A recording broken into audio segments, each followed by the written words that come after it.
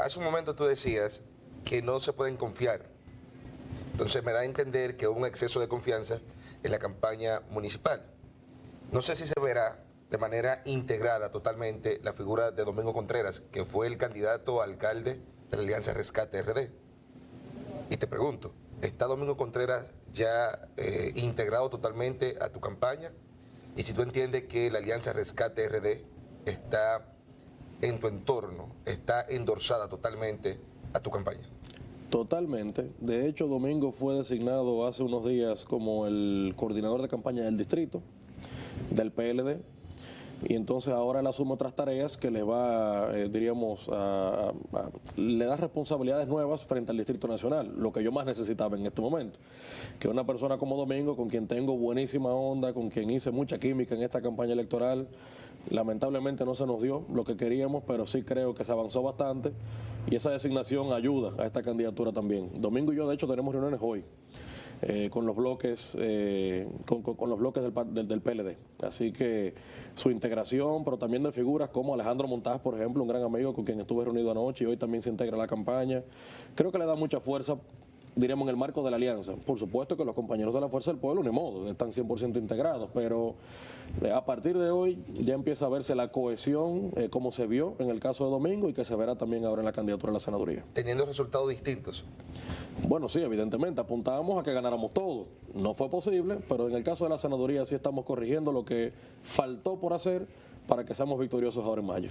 La maquinaria del PRM, principalmente en el Distrito Nacional, se ve muy fortalecida. Hay figuras muy connotadas. Carolina Mejía, David Collado, Wellington Arnaud, Yayo Salno Batón, entre otros. ¿No hay algún temor por parte de la Alianza Rescate RD ante esta maquinaria y teniendo en cuenta y como punto de partida los resultados de febrero, que para mí es un punto de partida de cara a mayo? Sí, mira, ¿qué te puedo decir? Temor no, esa no sería la palabra, más bien ayuda a que uno sea como precavido, a que uno esté atento ante los acontecimientos, porque uno no puede venir a minimizar el peso de figuras políticas de ese nivel. O sea, uno sabe el peso político que tienen y lo que eso representaría en caso de que se movilicen y hagan el trabajo que deben hacer para que ganen sus candidaturas. Uno entiende eso. Ahora bien, también me parece a mí que los partidos políticos, todos, por sí solos no logran ganar candidaturas, necesitan adeptos más allá de sus fuerzas propias, lo que le llaman los independientes, que de hecho creo que es el partido más grande de todos, porque no porque yo lo creo, sino porque lo sé, porque lo mido, que son más las personas que no son miembros militantes de ningún partido político que los que lo son. Y esas personas se expresan e incluso saben fraccionar muy bien su voto. Por ejemplo, yo soy un militante político de un partido y yo votaré en línea por mi alianza y por mi partido. Otras personas te votarán por un presidente de una organización, por un senador de otra, por un diputado de otra, porque no les mueve el sentido partidario, no existe ese compromiso, sino un compromiso más bien con que su país mejore, con que eche para adelante y votar por las propuestas que entiendan que de alguna manera configuren eso que ellos desean. Entonces, diríamos, no minimizo la presencia de esas personas, de esas figuras políticas, porque creo que tienen un peso específico, pero no creo que sea lo determinante para que se gane o se pierda una candidatura. En todo caso, yo creo que es importante convencer a la gente, al capitaleño, porque los militantes ya estamos convencidos. Nosotros sabemos hace rato por quién vamos a votar. Yo creo que la diferencia lo hace el someter proyectos que impacten de manera directa la vida de la gente y positivamente la vida de la gente, que uno hable de las cosas que realmente importan, y es cuando uno se convierte en esa voz que representa dignamente en el Congreso, que la gente tome en consideración lo que uno hace. Por eso me ocupé mucho de estar muy presente los pasados 4 años y no presentarme ahora de repente como un candidato a algo, sino que fue casi como algo natural que se dio, y por eso me siento como muy, no confiado, pero seguro de mi energía y del equipo que me acompaña, que hará que seremos victoriosos ahora en mayo. Y ahora que mencionas el Congreso de la República Dominicana, hablemos acerca de tu paso por la Cámara de Diputados, esos pasos puntuales, significativos de Omar como diputado. Bueno, te diría que mi paso por la Cámara, ya casi 4 años, ha sido la experiencia más maravillosa de mi vida, porque la verdad es que yo ni pensé que eso me tocaba en esta etapa de mi vida, pero llegó. Y es como uno dice, diríamos, uno propone, pero al final Dios dispone, y esto fue lo que se me dio.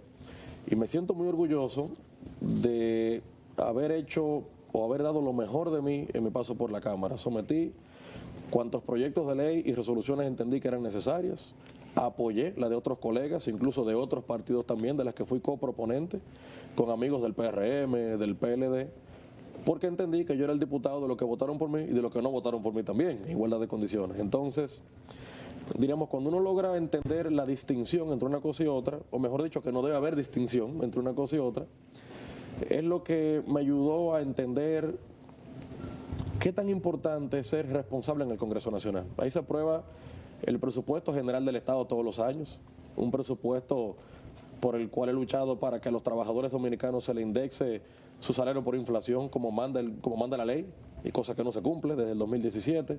Es decir, para los televidentes que sintonizan en este momento, si usted es un trabajador que devenga un salario de 35.700 pesos aproximadamente, usted paga impuestos sobre la renta. La ley manda que sea a partir de los 51.000 pesos. O sea, que 16.000 pesos de diferencia ahí que se quedan en las arcas del Estado y que no llegan a la mesa del dominicano.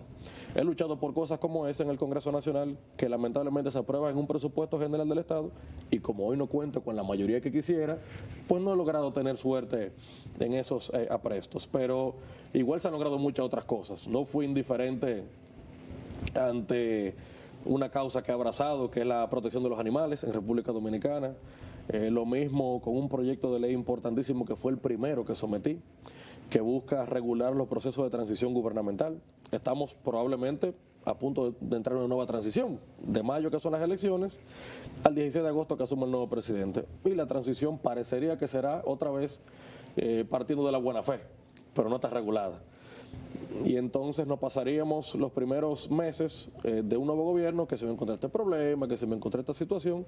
Yo creo que el pueblo merece como mejor suerte, mayor transparencia en los procesos de transición. Entonces, bueno, te diría que todo eso, pero también pensando en la seguridad ciudadana, un proyecto de ley que busca crear el primer Centro Nacional de Criminología para mirar la seguridad desde la prevención, en lo que no somos muy buenos, y no desde la represión y persecución, en lo que somos moderadamente buenos. ¿Cómo funcionaría? Claro. ¿Cómo funcionaría exactamente ese proyecto?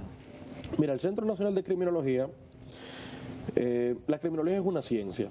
La ciencia va de la mano de la psicología, de la psiquiatría, de la sociología, que estudia el comportamiento humano y sobre todo el comportamiento delictivo de la gente, porque la gente delinque. O sea, yo creo que tenemos que ir como al origen del asunto para prevenir el delito. Te pongo un ejemplo. Violencia contra la mujer. ¿Por qué el hombre está más violento contra la mujer? Debe haber razones del por qué. Hoy no se estudia. Entonces, cuando entendemos, por ejemplo, no digo que es el caso, pero digamos que es porque no hay equidad salarial, o porque no hay igualdad de oportunidades, o porque en el COVID, cuando nos trancaron a todos juntos en la casa, nos pusimos agresivos, ¿verdad? Un tema de salud mental también. Bueno, ahí pueden haber razones que dan el origen a que el hombre se ponga violento contra la mujer. Bueno, ¿cómo erradico ese comportamiento de cara al futuro, con políticas públicas? Pero un método científico me explicó el por qué. Entonces yo creo que en términos legislativos tenemos que legislar, a mi modo de ver, desde la prevención, evitar poner el candado después de que nos roban, que es lo que usualmente hacemos, ponlo antes de que. Porque ya en la persecución y represión del delito somos, como te decía, moderadamente buenos. Eso de la mano de un código penal que hace mucha falta también. Correcto. Y por el que he abogado desde que llegué, porque soy miembro de la Comisión de Justicia, la comisión que he estudiado y ha rendido varios informes sobre el código penal. Siempre digo, mira, tenemos hoy un código del siglo XIX para combatir la delincuencia del siglo XXI. Eso no puede ser.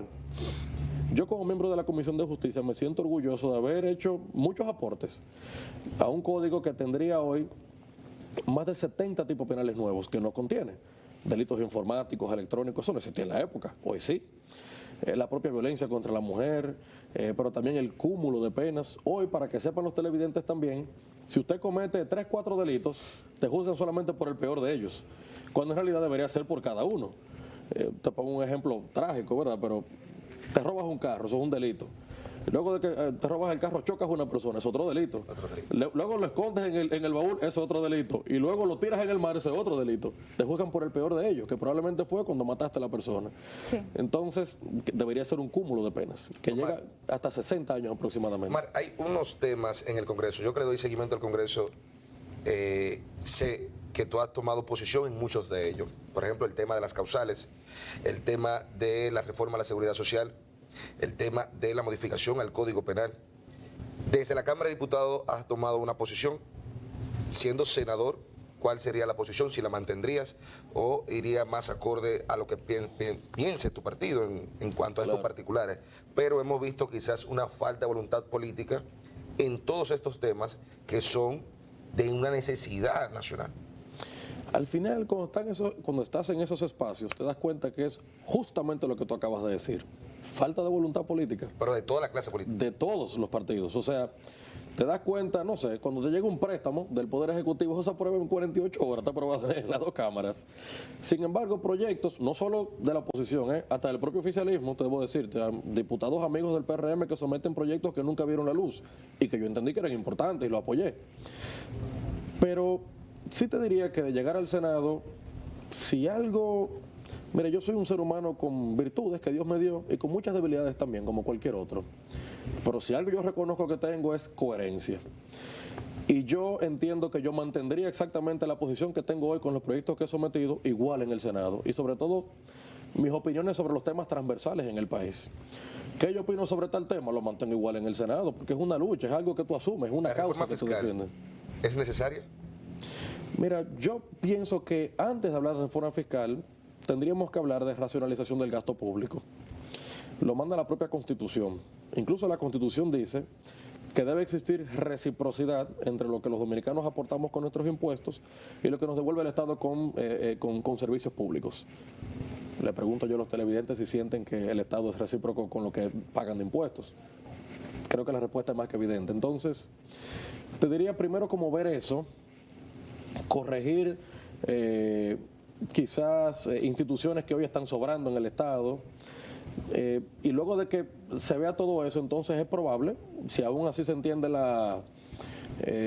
diríamos, la importancia de o la conveniencia de impulsar una reforma fiscal, bueno, tiene que pasar por el Congreso sin duda alguna. Y ahí por eso creo que es importante que vayan voces responsables de equilibrio y contrapeso que defiendan los intereses de los dominicanos y de una clase media que siempre es la que se golpea. Porque hablar de subir impuestos por subir impuestos, ¿pero cómo que subir más impuestos? Eso es implanteable en este momento. Ahora bien, también tenemos una situación de la presión fiscal que tiene la República Dominicana de un 15% y de ese 15% se le da un 4% solamente a educación. Entonces hay que ser responsable con esa posición.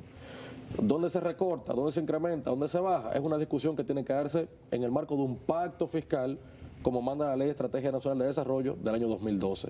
Es la ley que lo manda. De hecho, la ley mandaba que para el 2019 la presión fiscal que tendríamos hoy es mucho mayor a la que tenemos hoy. Nunca se cumplió. Luego vino un COVID. El COVID reconfiguró toda la economía dominicana. Entonces, ese pacto fiscal no responde a lo que respondió hace ya 12 años. Tendría que repensarse, replantearse, pero si llega al Congreso Nacional de parte del Ejecutivo, como se rumora ya que parece que va a llegar desde que pasen las elecciones, del gobierno que sea, creo que es importante que hayan voces responsables en el Senado y en la Cámara de Diputados para que defiendan los intereses de los dominicanos. Justamente mencionaste el 4% a la educación.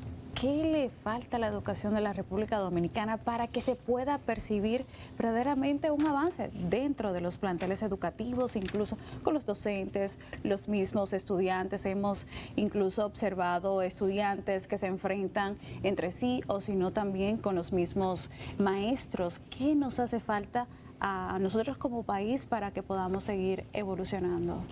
Bueno, yo te puedo decir lo que no le falta a educación. Lo que no le falta es dinero. El dinero le está sobrando en este momento, porque el 4% hoy significa... Hay varios años que sobra. Sí, correcto. ¿Por qué no se percibe del cierre. desde tu punto de vista? Mira, yo no quisiera ser como ligero en mi comentario, porque habría que ser ministro de Educación para entender la complejidad de la educación de un país como este. Ahora sí observo cosas puntuales que yo creo que podrían ser perfectibles y mejorables. Te hablo de las tandas extendidas en las escuelas públicas. Las tandas extendidas, a mi juicio, deben ser repensadas y reformuladas. Porque hoy, ¿para qué sirven las tandas extendidas? Para que el muchacho esté en la escuela, para que no esté en la casa. Entonces ahí, bueno, se alimenta, come, duerme, juega, no sé qué, y finalmente le resuelve un problema social a los padres. No digo que estén mal las tandas extendidas, creo que debe repensarse. Porque hay muchas casas monoparentales incluso que le resuelven un problema a la madre que está trabajando y para que el muchacho no esté en la calle haciendo otras cosas, mejor que esté en la escuela, bien. Ahora, se pasa el día en la escuela en ese plazo de tanda extendida haciendo nada. Yo creo que tenemos que pensar en que ese espacio que hoy sirve de ocio, que se prepare en un modelo educativo STEAM. ¿STEAM qué significa? Ciencia, tecnología, ingeniería, matemáticas, de la mano del arte y la cultura, que también creo que es importante fomentar en la República Dominicana. Que demos educación vial, que es una propuesta que tengo también en el marco de una reforma de la ley de educación. Porque, mira, la educación vial no te resuelve el problema hoy, pero te lo resuelve para siempre. O sea, porque todo al final es sobre la base de la educación. Educación financiera, educación incluso nutricional, aprender a cómo alimentarnos desde pequeños, fomentar, como te decía, el arte, la cultura, la programación, la robótica, la tecnología. Eso yo creo que prepararía a los jóvenes dominicanos no solamente para enfrentar adecuadamente los retos del presente, sino para navegar con eficiencia hacia la economía del futuro. Te diría también invertir en mayor calidad de la pedagogía. Mira, los profesores, existe una asociación dominicana de profesores que lucha por sus derechos, y está bien, es lo que deben hacer. Y reivindicación salarial siempre será, diríamos, una medida que hay que tomar en consideración. Los maestros deben ser bien pagos, porque ser maestro es una vocación, ser maestro no es fácil. Ahora bien, creo que deben discutirse otros temas más allá de una buena remuneración. ¿Están enseñando adecuadamente? ¿Están enseñando en un modelo que los niños aprenden adecuadamente? Porque lo que observamos es que no hay una buena comprensión de lo que se lee. Tú sabes leer, pero tú no comprendes lo que estás leyendo. También. Tú no comprendes lo que estás leyendo. Entonces yo creo que es importante mejorar los niveles que estaban presentando en los estándares internacionales. Veía yo cómo celebraba el gobierno hace unos meses que hayamos escalado, no sé si fue 1 o 2 posiciones del sótano, subimos al subsótano. Tú sabes, eso no es motivo de celebración. Yo creo que tenemos que celebrar el día que estemos entre los primeros 10 de la región, tú sabes, entre los primeros 5 de la región. Ahí tenemos que celebrar, pero cuando estamos en el sótano, nos dice lo mal que estamos en educación. Entonces, en pocas palabras, creo que hace falta plan, mucho dinero concentrado en un ministerio, que es una conquista ciudadana. No digo que tengamos que quitarle dinero. Lo que creo que tenemos que repensar en qué se invierte ese dinero. Ahí que como que está el reto y el desafío. Omar, vuelvo al plano político. La Alianza Rescate RD ha anunciado que irá hasta la OEA a denunciar que se están utilizando los fondos públicos para promover candidaturas, de que hay un comportamiento desmedido por parte del gobierno contra la oposición, que hay incluso hasta una persecución contra la oposición. ¿No es garante la Junta Central Electoral de este proceso de mayo que ustedes van a recurrir, como hicieron otros partidos en el pasado, ante la OEA? Vamos a ver. La Junta Central Electoral es el órgano competente para llevar adelante las elecciones y deben ser los más interesados en que sean unas elecciones diáfanas, transparentes y que el pueblo dominicano pueda confiar en ellas. Que el resultado que arroje la Junta Central Electoral sea una expresión viva de la voluntad popular, de lo que la gente realmente expresó a través del voto en las urnas. Ahora, la propia OEA, la misión de observadores de la OEA que vino a República Dominicana en las elecciones municipales, ellos rindieron un informe diciendo que habían evidentes situaciones que había que corregir. Compra de cédulas, compra de votos, algo que no debería ser lo normal. Todo lo contrario, debería ser reprochable. El que todavía en pleno siglo XXI, 2024, estemos viendo prácticas que se supone debemos haber erradicado hace muchos años. Entonces, si la propia misión de la OEA rinde un informe luego de las municipales diciendo que ha visto claras situaciones que deben ser mejoradas, creo que esa propia OEA también hoy sirve como espacio para uno, diríamos, hacer cualquier observación de ese tipo para que la propia OEA tome cartas en el asunto. ¿Pero es garante la Junta del proceso electoral? Bueno, debería serlo. ¿Pero ustedes entienden que existen las garantías por parte de la Junta, del Tribunal Superior Electoral, para ser los árbitros imparciales? Son los órganos competentes y son los árbitros imparciales. Ahora, queremos que ejerzan esa imparcialidad. ¿Qué no está haciendo en el momento? No, lo hacen. Yo creo que siempre hay oportunidad para mejorar las cosas. O sea, asegurarnos de que no se dé la compra de cédulas, asegurarnos de que no haya cooptación de la voluntad popular, y que la Junta refleje realmente lo que ha sido la expresión y la voluntad popular del pueblo dominicano, es lo que yo creo que debe garantizarse. La Junta, en principio, muestra una intención de que eso es lo que quiere hacer. Uno parte de la buena fe, de la confianza, pero nunca está de más uno hacer las diligencias que tenga que hacer para que ellos entiendan que estamos atentos. O sea que, en ese sentido, exhorto a la Junta Central a que continúe con la que yo sé que es la buena voluntad de sus magistrados, pero que es importante no solamente la buena voluntad, sino que se ponga en ejecución también. Los fondos que contempla el presupuesto general de la nación que deben ser destinados a los partidos políticos en pre-campaña y en el año electoral. ¿Cuál es la situación real al día de hoy? ¿Qué se le ha desembolsado a los partidos de oposición que aseguran que el partido de gobierno trata de asfixiarlo al no entregarle los fondos?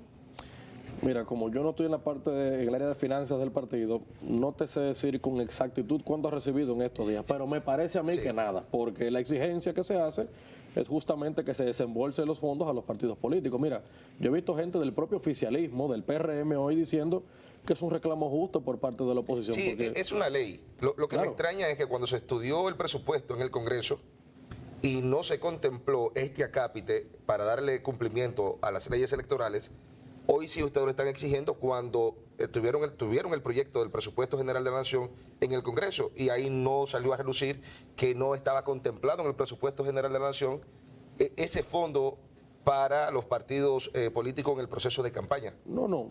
Sí fue claro, en un año electoral, por supuesto que se consignan los fondos para los partidos políticos, eso se prevé en el Congreso. O sea, dudo mucho que ningún legislador habría aprobado algo que supiera que no estaban los fondos garantizados para un año electoral para los partidos políticos. Eso se tomó en cuenta. Lo que sí veo con preocupación es que la propia Junta Central Electoral le solicita al gobierno que ya envíe los fondos y por la razón que sea aún no se envíe. Estamos hablando de que estamos a 45 días de las elecciones y los partidos políticos, todos, el oficialista, el de la oposición, el que solamente lleva candidatos congresuales, todos, tienen que prepararse para las elecciones y eso conlleva tiempo. Eso no es que te llegan los recursos y tú lo gastas hoy. O sea, hay una planificación que debe darse en el tiempo y que solamente si te llegan tiempo en esos fondos es que podrás lograr hacerlo con eficiencia. Entonces, eso se consignó, eso siempre se vio en el presupuesto, sabíamos que eso estaba. Es un tema de cuándo me lo entrega, porque si me lo entrega el día antes o una semana antes, bueno, ¿y qué hago yo ahora con todos estos problemas que tengo encima y llegándome los recursos tan tarde? Entonces es un tema como de eficiencia más bien. No podemos dejar de un lado la situación de Haití. ¿Cuál es la posición de Omar Fernández? ¿Cuál es la opinión que tienes al respecto de cómo se han tomado las medidas desde la República Dominicana? Claro, vamos a ver. La República Dominicana y todos los dominicanos tenemos el deber de defender nuestro territorio y nuestra soberanía ante cualquier situación. Y lo que vemos que sucede hoy en Haití es muy complejo, más complejo que en los últimos tiempos, pero además son provocadores. O sea, ahora cuando vemos con el tema del Río Masacre y la última acción que han hecho, bueno, pues obliga a la República Dominicana a también tomar acción. Recordemos que hay un tratado del 1929, el Tratado Fronterizo, que lamentablemente el vecino incumple. Entonces, al incumplir, obliga a que la República Dominicana también tome acción en favor, o mejor dicho, en protección de nuestra soberanía y defensa de nuestro territorio. Creo que siempre hay que apelar a los medios del diálogo, la sana conversación, el consenso, siempre será como la primera vía a agotar, pero cuando eso ya no sea posible, entonces obliga a que uno explore otras medidas. Cuando digo explorar otras medidas, no me refiero jamás a lo bélico ni a nada que desestabilice, sí. Nada que desestabilice las dos naciones. Por el contrario, uno siempre aboga por la paz y el entendimiento, pero es como que cada vez deja uno como con menos opciones. Entonces, diríamos, yo creo que ha sido acertado poner en funcionamiento el canal de la vigía, porque eso de alguna forma manda una señal clara de defensa y protección de nuestra soberanía y sobre todo va en defensa de los agricultores y de los ganaderos de la zona, porque tenemos muchos comerciantes en la zona que viven de eso y que no se puede ser desconocedor de lo que se hace. Si se defiende a ellos, pues entonces eso está bien, eso hay que reconocerlo. Pero en todo caso, estar atentos con las acciones que está tomando Haití, que son provocadoras, que no pasa más de una semana sin que se dé una nueva situación, y yo creo que vivimos tiempos muy complejos en los que tenemos que seguir apelando a la solidaridad, mejor dicho, a la atención de la comunidad internacional. O sea, la actitud del gobierno ante la situación de Haití, ¿tú entiendes que ha sido la correcta? En un momento la oposición aseguró que el tema Haití se estaba tratando como un tema politiquero para sacarle filo político de cara a las próximas elecciones. ¿Es tan así o ha sido correcta, acertada las medidas del gobierno ante esta crisis haitiana? El gobierno ha tenido aciertos y desaciertos con este tema. Te puedo decir que un acierto es justamente lo que te acabo de describir. El que se ponga en funcionamiento el canal de la vigía para no permitir que el agua se vaya por completo del lado haitiano es una medida acertada. Una medida desacertada, por ejemplo, en su momento fue cuando se cerró el comercio entre ambas naciones. Cuando sabemos que el comercio entre ambos países significa, si pones en una balanza, mucho más para el territorio dominicano que para el territorio haitiano. Eso terminó por quebrar a muchos comerciantes y trabajadores de la zona. O sea que te puedo decir que por momentos, medidas acertadas, otras desacertadas, lo malo hay que decirlo y lo bueno hay que reconocerlo. Ya finalmente, ¿por qué los votantes del Distrito Nacional deben de votar por Omar Fernández? Uy, siempre hablar de uno como que no es tan fácil, pero te diría, mira, al final yo lo que quiero que la gente vaya es realmente edificada a las urnas y que vaya con un por qué y un para qué. O sea, ¿por qué votar por Omar? ¿Para qué votar por Omar? Yo quiero que la gente se convenza de mis proyectos, de mis propuestas, de mis ideas, de cómo pienso, de qué voy a hacer y qué no voy a hacer también, que es tan importante como lo que voy a hacer. O sea, ¿cuál es mi línea de coherencia con los temas que defiendo? ¿Con qué estaría en total desacuerdo? Eso es lo que yo quiero que la gente comprenda antes de ir a votar, porque me satisface mucho más que la gente lo haga decidida, entendiendo lo que representa esta candidatura, que lo haga simplemente porque le dijeron que voten por Omar.